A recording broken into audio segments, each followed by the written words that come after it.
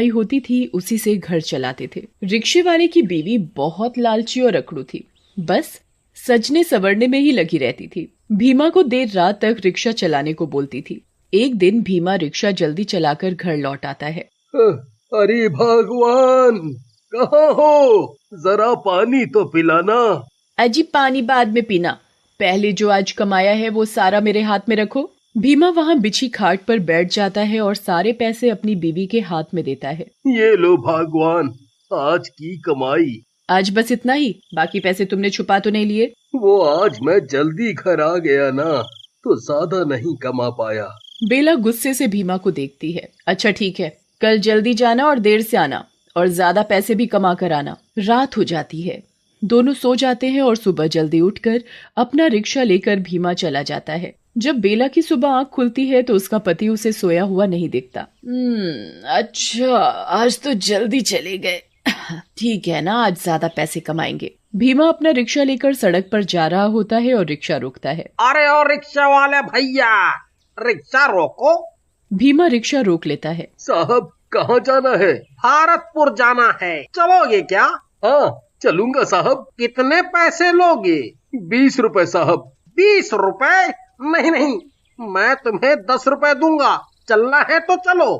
भीमा अच्छा और ईमानदार इंसान होता है तो वो 10 रुपए में भी मान जाता है। अच्छा साहब, ठीक है, बैठ जाइए रिक्शे में। आदमी रिक्शे में बैठ जाता है और भीमा उस आदमी को भरतपुर उतार देता है। उस आदमी के जाने के बाद भीमा की नजर रिक्शे के पीछे वाली सीट की तरफ जाती है। वो देखता है कि वो आदमी रिक्शे में अपना कोई थैला जल्दी में होने के कारण भूल जाता है। भीमा वो सामान उस आदमी को वापस लौटाने के लिए जैसे ही मुड़ता है तो वो देखता है कि वो आदमी तो बहुत दूर चला गया होता है। अब भीमा सोचता है कि ये सामान मैं उसको उसके घर जाकर दे दूंगा। सुबह से रात हो जाती है, रात के 11 बज जाते हैं। भीमा अब घर जाने की सोचता है। अब मुझे घर चलना चाहिए, बहुत देर हो गई है। आज भी कुछ ज्यादा पैसे हाथ नहीं आए। बेला फिर कुछ खरी खोटी सुनाएगी। भीमा उदास मन से घर चल पड़ता है। घर पहुंचकर रोज की तरह सारे पैसे अपनी बीवी को दे देता है। अरे मेरी किस्मत फूट गई थी, मेरे माँ बाप ने ऐसे आदमी से शादी कर दी। एक तो गरीब है, ऊपर से इसकी ईमानदारी। हे भगवान, ये ईमानदारी मुझे एक दिन भिखारन बनाकर छोड़ेगी। आसपास गांव वाले सभी उसके घर के पास खड़े होकर सब सुन रहे होते हैं। गांव वाले आपस में बातें कर रहे होते हैं। अरे भाई, इनका तो ये रोज रोज का लड़ाई झगड़ा हो गया है। हाँ भाई, ये भीमा तो सीधा साधा है, इसकी बीवी के आगे नहीं चलती। भाई, भीम की तो किस्मत ही फूट गई है। ऐसी बीवी से शादी करके बेचारा भीमा करे भी तो क्या करे। बीवी को पैसे के अलावा कुछ दिखाई नहीं देता। पैसा पैसा, बस पैसा चाहिए। चलो भाई चलो, अपने अपने घर चलते हैं। सभी गांव वाले अपने अपने घर चले जाते हैं। तभी बेला की नजर उस थैले पर पड़ती है जो वो आदमी रिक्शे में भूल जाता है। बेला जब उस थैले को खोलकर देखती है तो उसमें कुछ पैसे और कपड़े पड़े हुए होते हैं। बेला उसमें पैसे और कपड़े देखकर बहुत खुश हो जाती है। अरे वाह, आज क्या लॉटरी लग गई, इतने पैसे और इतने अच्छे कपड़े, मजा आ गया। पर ये थैला मिला कहाँ से? अजी सुनते हो, जरा आना, कुछ पूछना है तुमसे। हाँ, आ रहा हूँ, जरा रुको। हाँ, बोलो बेला, क्या पूछना है? सुनिए, ये थैला आपको कहाँ से मिला? अरे ये तो एक आदमी की सवारी मिली थी, तो वो भूल गया था। कल जाकर ये उस आदमी को वापस दे दूंगा। नहीं नहीं, तुम इसे वापस मत देना, इसे हम ही रख लेंगे। इतने सारे पैसे एक साथ हाथ लगे हैं और तुम इसे वापस करने को बोल रहे हो? पागल हो गए हो क्या? तुम्हारी इतनी कमाई भी नहीं होती जितनी इस थैले में रखी है। मैं तो इस थैले को वापस नहीं देने वाली, और अगली बार कोई सवारी तुम्हारे रिक्शे में सामान भूल जाए तो वो सामान सीधा मुझे दे देना। विवश होकर भीमा ने बेला की बात मान ली और आगे से उसके रिक्शे में कोई भी सवारी अपना सामान भूल जाती तो वो उसे बेला को दे देता था। कभी पैसे निकलते तो कभी गहने और कभी खाने का सामान मिल जाता था। एक दिन भीमा के रिक्शे में एक तांत्रिक बाबा आया। अरे ओ रिक्शा वाला, रुको तो जरा, हमको कहीं जाना है। हाँ बाबा, बोलिए, कहाँ जाना है आपको? जरा वो पास वाले जंगल पहुँचा दो बेटा। हाँ बाबा, बैठिए, मैं ले चलता हूँ। कितने लोगे? 30 रुपए। चलो ठीक है, दे देंगे 30 रुपए। बाबा भीमा के रिक्शे में बैठ जाता है और भीमा उस बाबा को जंगल तक पहुंचा देता है। बाबा भीमा को पैसे देकर चला जाता है, पर वो अपनी एक डिब्बी रिक्शे में ही भूल जाता है। उस डिब्बी पर भीमा की नजर पड़ जाती है और वो ये सोचता है कि शायद उसमें कोई अंगूठी होगी। भीमा उस डिब्बी को खोलता है और उसमें से एक भूत निकलकर भीमा के अंदर घुस जाता है। अरे वाह, आखिरकार उस छोटी सी डिब्बी से निकलकर ये इंसान का शरीर मिल ही गया। अब मैं लोगों को मार मार कर खाऊंगा। उसी वक्त उस जंगल के रास्ते से एक आदमी जा रहा होता है और आदमी को वो भूत देख लेता है। अरे वाह, इतनी जल्दी शिकार भी मिल गया। आज तो मजे आ गए, मजे।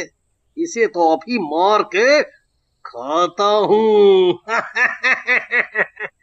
और फिर वो भीमा का रिक्शा लेकर उसके घर चला जाता है। घर जाने से पहले वो भीमा का रूप धारण कर लेता है ताकि उसको कोई पहचान न सके कि वो एक भूत है। अब घर के अंदर चला जाता है और अंदर जाते ही सो जाता है। आधी रात को बेला को कुछ आवाज सुनाई देती है और वो उठकर देखती है तो भीमा सोते सोते कुछ अजीब सी आवाज निकाल रहा होता है। बेला इस चीज को नजरअंदाज करके सो जाती है। जब बेला सुबह उठकर देखती है तो भीमा रोज की तरह रिक्शा लेकर जा रहा होता है। बेला को बाहर से कुछ गांव वालों की चहल पहल की आवाज सुनाई पड़ती है। अरे, आज गांव वाले इतनी चहल पहल क्यों मचा रहे हैं? ऐसा क्या हो गया? जरा देखें तो क्या हुआ। बेला घर से बाहर जाती है और एक औरत से पूछती है, क्या हो गया बहन, सब इतनी चर्चा में क्यों लगे हुए हैं? अरे बस पूछो मत बेला, आज सुबह एक आदमी जंगल के पास बड़ी बुरी हालत में मिला है। क्या बुरी हालत? कैसी बुरी हालत? क्या हुआ था उसे? ऐसा लग रहा था उस आदमी को किसी जंगली जानवर ने नोच नोच के खा लिया हो। सारी जगह खूनम खून हो रखी थी।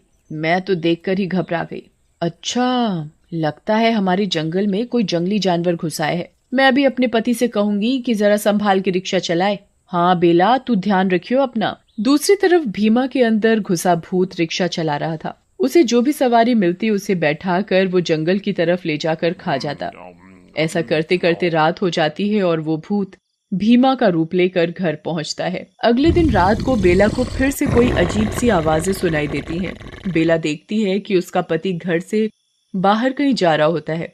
अरे, ये कहाँ जा रहे हैं? जरा देखूं तो सही। बेला उसका पीछा करती है। भीमा जंगल की तरफ जाकर फिर से भूत के रूप में आ जाता है। बेला ये सब देखकर बहुत घबरा जाती है। हे भगवान, ये क्या हो रहा है? मेरा पति भूत कैसे बन गया? हे भगवान। अब वो भूत किसी आदमी को पकड़कर उसको मारकर खा रहा होता है। बेला ये सब देखकर चौंक जाती है और सीधा घर की तरफ भाग जाती है। डरी हुई बेला घर के कमरे में जाकर छुप जाती है। हे भगवान जी, मैंने क्या देख लिया? बहुत डर लग रहा है।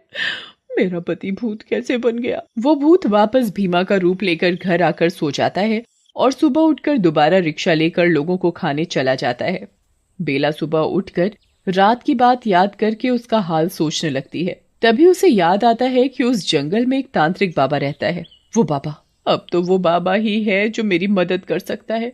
हाँ, अब मुझे उसी बाबा के पास जाना चाहिए। बेला उस बाबा के पास जाती है और उसे सारी बातें बताती है। बाबा बहुत बड़ा अंतर्यामी होता है, तो अपनी योग शक्ति से वो सब जान लेते हैं। मैं सब जान चुका हूँ।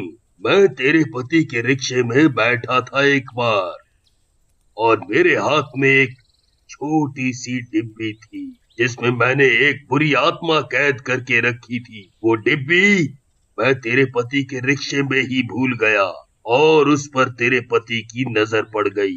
तेरे पति ने उस डिब्बी को खोल कर देखा और तभी उसके अंदर वो बुरी आत्मा समा गई। हे भगवान, मेरे लालच की वजह से आज मेरे पति मुसीबत में पड़ गए। अब मैं कभी लालच नहीं करूंगी बाबा। अब क्या इसका कोई हल नहीं? अब मेरे पति कभी ठीक नहीं हो पाएंगे। नहीं नहीं, ऐसा नहीं है। तेरा पति बिल्कुल ठीक हो जाएगा। मैंने अभी अभी अपनी योग शक्ति से ये पता लगा लिया है कि डिब्बी अभी भी उस जंगल में पड़ी हुई है। मैं अभी उसे लेकर आता हूँ। बाबा जंगल से उस डिब्बी को लेकर आते हैं और बेला के साथ उसके घर जाता है और कुछ मंत्र पढ़कर उस भूत को अपने वश में कर लेता है। फिर बाबा उस भूत को भीमा के शरीर से निकालकर अपनी डिब्बी